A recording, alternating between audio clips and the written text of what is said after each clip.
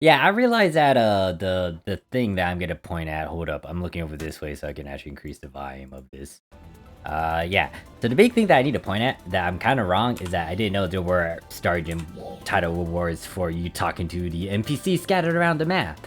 So if I go over here and just show you guys title and go to this option, notes that I was a dummy and I thought that these were the only titles you got in the game. No, there's a lot more to it. I realized this once I was trying to figure out where's the thing to give you the 7-star, and it's under quest in Trainia, excuse me.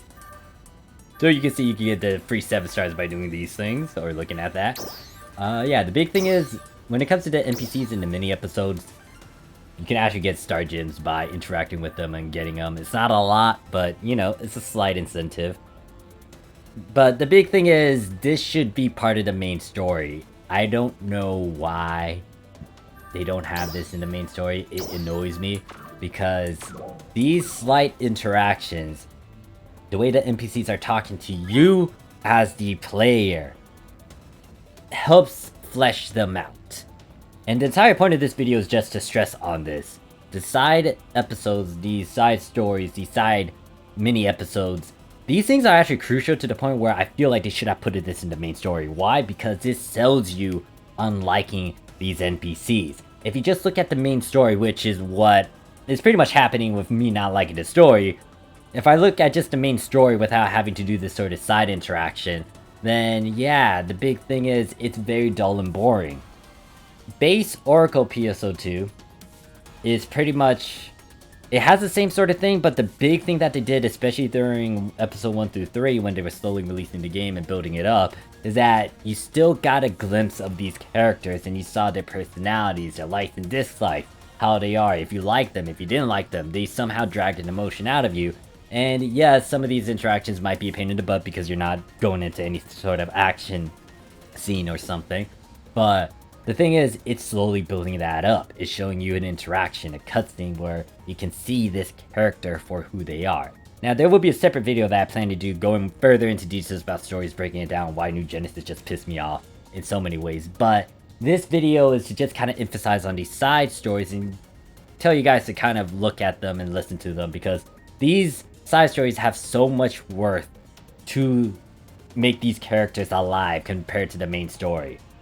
And it sucks that they didn't do this. What I wish SEGA did is either have some of these interactions within the main story so we could start having some sort of, like, you know, development and relationship, compared to us going off to the side. Because if someone was just to use solely the main story to base the entire, like, to like these characters or not like them, it's not going to give as much because you didn't really interact with them. Most of the time in the main story, you're acting as a side character and you're not even doing as much sort of interactions. You only pop up when shit hits the fan and, you know, you need to be the one to stop things or kind of like push things. You're just there. And that annoys me because we're the main character. We're not supposed to be like that. If it's an MMORPG, especially the RPG aspect, we gotta be that driving force, which is why Oracle was able to kind of sell that point, because we are literally the protagonist. Should be the same thing here, but the problem is, we have amnesia, which is dumb. Once again, I'll save a lot of that stuff in the video where I talk about the main story. So, the entire point of this video, once again, kind of do these side missions. I'll talk briefly about how to actually encounter these and all that jazz. But yeah, I'll try to avoid the spoilers as well. So the rest of this video goes further into details about this. If you already know about this function and all that, you don't need to watch the rest of this video. All I'm gonna ask is, like, what do you think about this sort of thing? Do you agree, disagree with them adding this to the main story? And do you feel like, I think that's the big one for me. And then which of the NPCs caught your interest after toying around with this sort of function? So, to briefly mention this, they added this thing a bit in 2022, I guess summer of 2022, somewhere around there, where you can see these NPCs on the map. Now, you have to kind of be in the vicinity or that certain region to actually see this. There's some over in Kavaris and Ritum that I'm aware of, it's just that it doesn't show because I'm not in that area. As you can see, there's like a few people I can talk to over here in Alio because I see that icon. Once you actually talk to them and you want to replay that cutscene, you can go over here, the Arcs Chronicle Other, and then you can replay some of these cutscenes. Most likely I'll replay this one because this one has key aspects and things I do want to emphasize on. Note that you can also stumble upon these characters without seeing that icon. Some of these might be after you complete a certain region, and you might see them in, like, close to that area. For example, once you complete the forest, you'll see the NPCs scattered around here. Granted that if you do these things accordingly, I think they might pop up. But yeah, the thing is, these interactions just flesh them out a lot more. So there is one right here. You can talk to Crawford over here, and you can see that he's going to go into an interaction. Now, when it comes to these interactions, it's pretty much a one-on-one. Or there might be more characters later, but it is focused on you talking.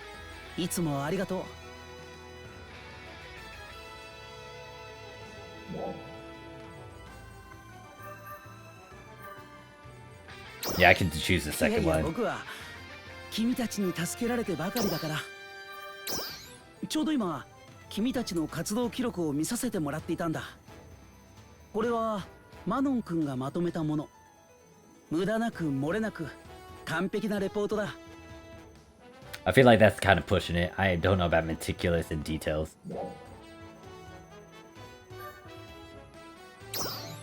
Should I be returned? 気が向いた時で大丈夫だよ。アイナ君も何度か送ってきてくれているけど、だいぶ時間をかけているみたいだし。こうしたレポートも普段はランたちが丁寧に整理してくれているからね。僕自身はやることがない。Oh wait, I should have gave a heads up. This is a bit of a spoiler, but I think this is just pretty much talking about his daily routine and all that. 外は外でドールズとの戦いはブルーダーがよく指揮してくれている。最近はランたちオペレーターとの連携もだいぶ取れてきた。まあ昔はだいぶ苦労したんだけどね。Oh yeah, you got more people. それに今は君たちもいる。最終的には僕はそこの椅子に座っているだけの人になるかもね。でも今の状態が常に維持されるという保証はどこにもない。どこか一箇所でもほころびができて、そこから一気に瓦解するなんてこともね。そうならないように第2、第3のプランを練っておくのが僕の仕事かな。Well, that's why you had contingencies, backup plans, and all that jazz. So, yeah, just be prepared for the worst, pretty much, and have like fail safes. そもそもそのほころびができないようにするのもね。このセントラルシティのリーダーとしての役割はきちんと果たすつもりだから、そこは安心してほしい。さてと、ランから何か頼まれていた気がするから、僕も仕事に戻ろうかな。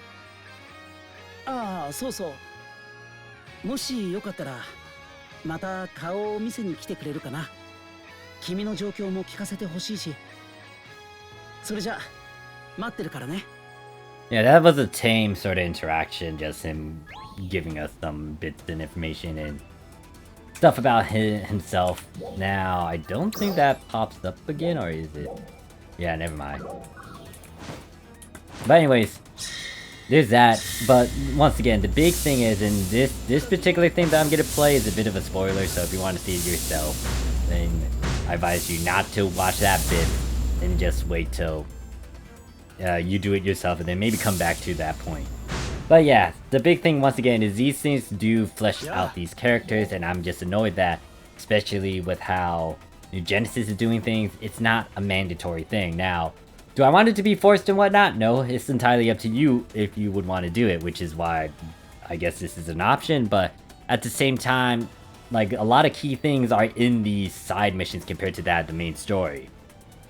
And I feel like it wouldn't hurt them if they had these sort of things a bit in the main story, like mix it up with the action stuff and the fast-paced things going on and slowly get us to care. Because once again, if you only play main story, you're not gonna give two hoots about like this character because, you know, they didn't really flesh, like they didn't tell all the insecurities and tell about all these things that's going on. So I'm gonna play this cutscene once again. Spoilers with this NPC and this particular cutscene. So if you want to see it, you might want to do it on your own accord and then come back to this video. I don't know. Figure it out.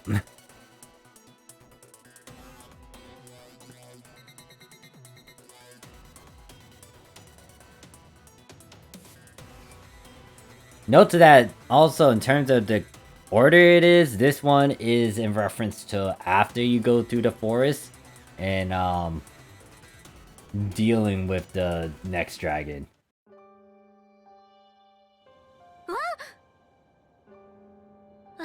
君か。よかった。今までレゾルの森にいたんだけどさ、やっぱり一人だと大変。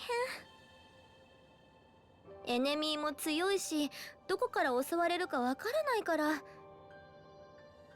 それにあの雰囲気がじゃなくて、慣れなくてさ。でも、初めてレゾルの森に行った時よりは、うまく戦えるようになったよ。あの時は本当は不安でいっぱいで、二人についていくのがやっとだったから。どこをどう歩いたのかもあんまり覚えてないし。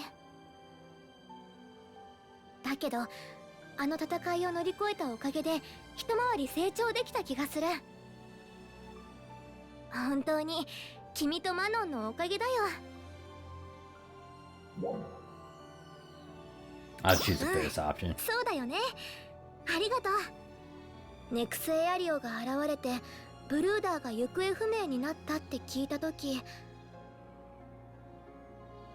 私、助けたいっていう気持ちだけで手を挙げたんだ。相手がどんな敵かも、レゾルの森がどんなところかも知らないのに。だけど、二人がすぐにうなずいてくれたから、勇気をもらえたんだ。どんな敵が相手でも、君とマノンと一緒なら絶対に立ち向かえるって。お父さんは私のこと、お前は考えなしに行動しすぎだってよく怒ってた。Alright, so I do want to emphasize on this particular line, so I'll read if you can't read the subtitles. My dad used to always get so mad at me and say, "You always act without thinking." でも、考えすぎて何もしないやつよりはマシだって褒めてくれたりもした。